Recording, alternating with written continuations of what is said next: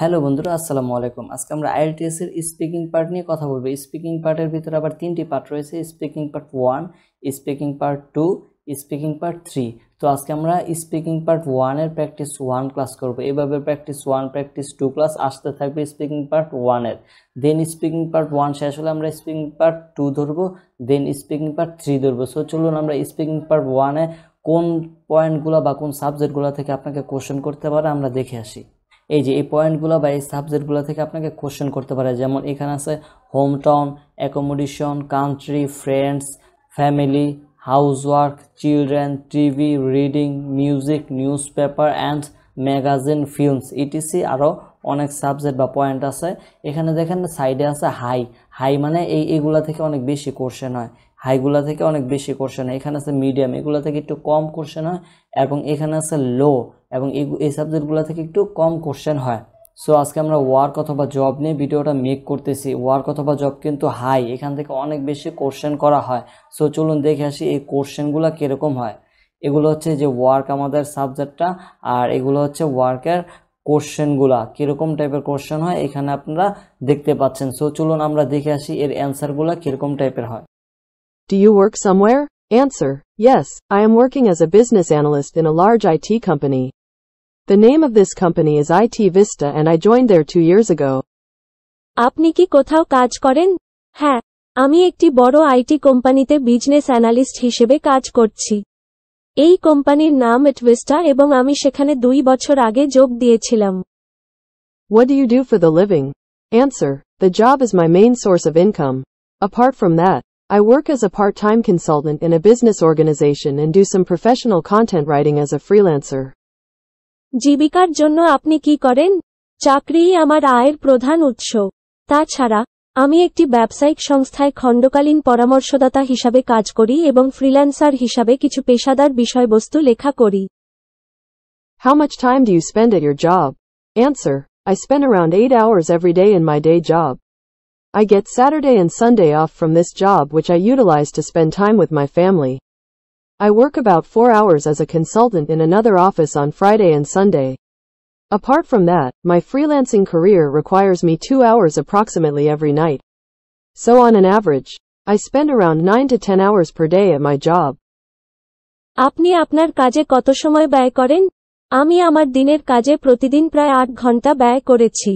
আমি এই চাকরি থেকে শনিবার এবং রবিবার ছুটি পাই, যা আমি আমার পরিবারের সাথে সময় কাটাতে ব্যবহার করি। আমি শুক্র ও রবিবার অন্য অফিসে পরামর্শক হিসাবে প্রায় 4 ঘন্টা কাজ করি। তাছাড়া আমার ফ্রিল্যান্সিং ক্যারিয়ারের জন্য আমার প্রায় প্রতি রাতে 2 ঘন্টা প্রয়োজন। সুতরাং আমি আমার কাজে প্রতিদিন প্রায় 9-10 ঘন্টা ব্যয় করি। How long have you been working? As a full-time answer, employee, I am working for the last 4 years. But I started my freelancing career far before than that. আপনি কতদিন কাজ করছেন? ফুল টাইম হিসেবে কর্মচারী, আমি গত 4 বছর ধরে কাজ করছি, কিন্তু আমি আমার ফ্রিল্যান্সিং ক্যারিয়ার তার চেয়ে অনেক আগেই শুরু করি। Do you like your job? Answer: Definitely, I love my job. I love the work I do and I like to be productive in my job field.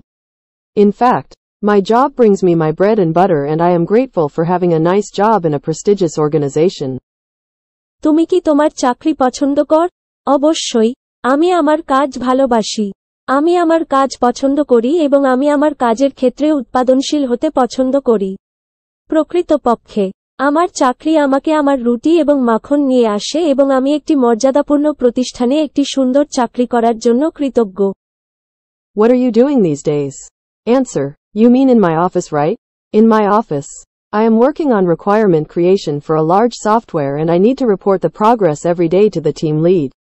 Apart from that, I am writing a PDF manual for a client. তুমি আমার অফিসে বলতে চাচ্ছ?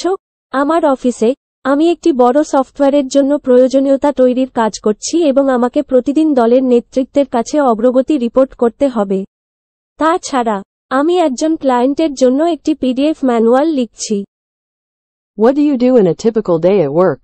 Answer: I mostly research different software and try to understand what the market leaders of a particular software are doing.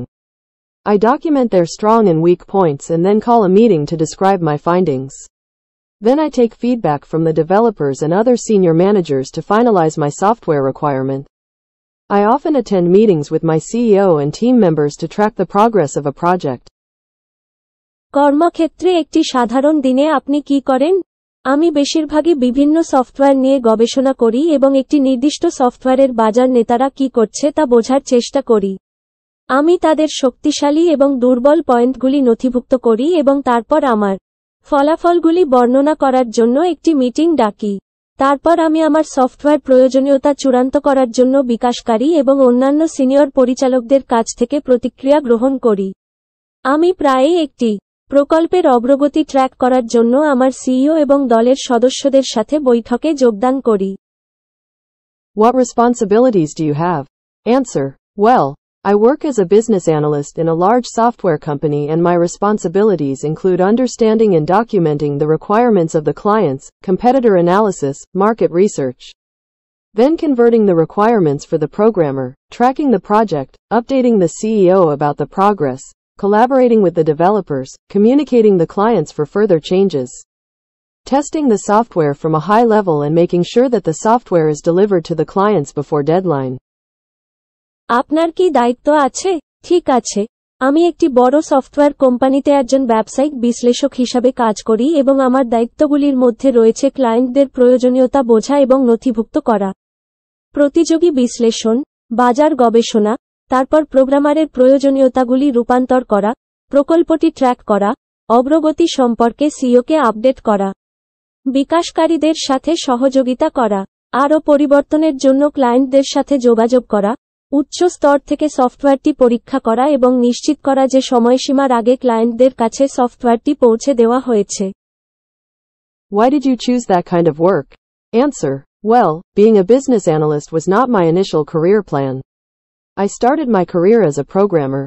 While I work with another large software company, they promoted me to this position and I found it more challenging and demanding. I started enjoying my work and then decided to work as a business analyst. The business analyst position of a company requires these kinds of works and the responsibilities are equally demanding and challenging. কেন এই ধরনের কাজ বেছে নিলেন? ঠিক আছে, একজন ব্যবসায়িক বিশ্লেষক হওয়া আমার প্রাথমিক ক্যারিয়ার পরিকল্পনা ছিল না। আমি একজন প্রোগ্রামার হিসাবে আমার কর্মজীবন শুরু করেছি।